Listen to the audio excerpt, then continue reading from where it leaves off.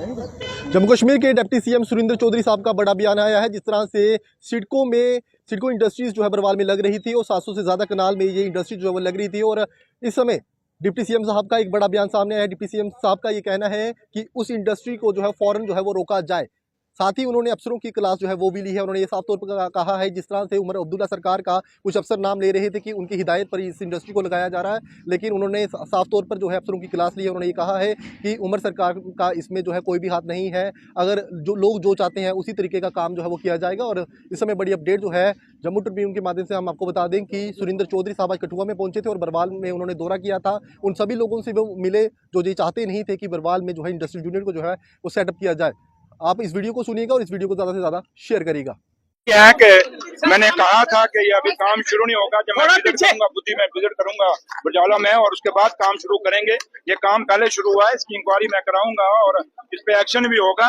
लेकिन जहां तक ताल्लुक है, उमर अब्दुल्ला सरकार का यही फैसला है कि हमने सबको साथ लेके चलना है, और लोगों की चुनी हुई सरकार है। हम नॉमिनेटेड या अपॉइंटेड नहीं है, हमें लोगों ने चुन के भेजा है, और वही काम होंगे जो लोगों के फैसले होंगे। तो लिहाजा मैं आपके माध्यम से कठुआ के लोगों को ये बताना चाहूंगा कि चाहे इलीगल माइनिंग हो, चाहे वो ये इंडस्ट्रियलिस्ट माफिया हो, चाहे ड्रग माफिया हो, इसके लिए सरकार बड़ी वचनबद्ध है और इस पर सख्ती करेंगे।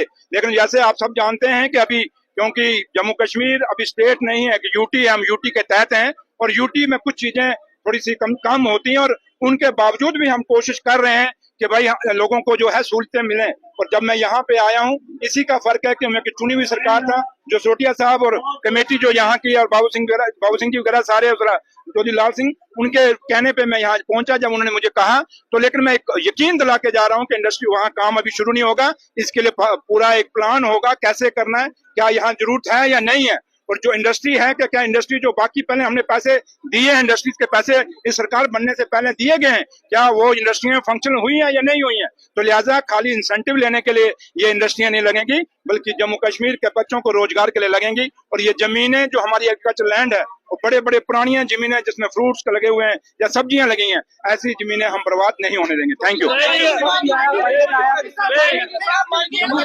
लेकिन पंडोरी में लगातार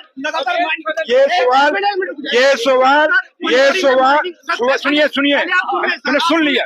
सर, पंडोरी में लगातार माइनिंग हो रही है। आपने नकेल कसी भी थी, डिप्टी अपने डीएमओ भी बदला, लेकिन पंडोरी में लगातार माइनिंग हो रही है। पर्ची रजौरी पुंछ की यूज हो रही है वहाँ पे। मैं कठुआ के डिप्टी कमिश्नर और कठुआ के एसएसपी दोनों को ये कहना चाहूंगा, और मैं एलजी साहब से ये रिक्वेस्ट करूंगा कि आप इसमें इंटरवीन करिए। अगर सरकार चाह रही है कि इलीगल माइनिंग बंद हो, तो फिर पुलिस की तरफ से और डिप्टी कमिश्नर कठुआ की तरफ से भी पूरा एक्शन होना चाहिए, तभी जाके ये चीजें सही मायने में रुकेंगी। और उम्मीद करते हैं कि आज की मेरे टूर के बाद डिप्टी कमिश्नर कठुआ और एसएसपी कठुआ ये दोनों मिलके जो इलीगल माइनिंग है इसको खत्म करेंगे। अगर नहीं खत्म कर पाएंगे तो कहीं ना कहीं फिर यहाँ के डिप्टी कमिश्नर साहब की और एसएसपी की जवाबदारी बनती है। Thank you. ज्यादा मिलनी चाहिए, और क्यों मिलनी चाहिए, क्योंकि जम्मू कश्मीर एक स्टेट से टूट के, बेशक हम यूटी हैं, बट हमारी आबादी एक स्टेट के बराबर है। और यहाँ के बच्चों को अगर रोजगार देना है, यहाँ पे रुके हुए कामों को चलाना है, यहाँ के हॉस्पिटलों को दुरुस्त करना है, यहाँ के स्कूलों को दुरुस्त करना है, यहाँ पे अगर आपने टूरिज्म को बढ़ावा देना है, हर चीज को जब यहाँ पे आपने डेवलप करना है, और सबसे बड़ी बात डेली वेजरों को पक्का करना है, एसपीओ पे पक्का करना है, और सबसे बड़ा बात कि आपने बेरोजगार बच्चों को रोजगार देना है, तो आज ये यूटी है। क्योंकि आधी दिल्ली के पास भी हिस्सेदारी है, तो हम उम्मीद करते हैं कि दिल्ली से हमें ऐसा बजट आएगा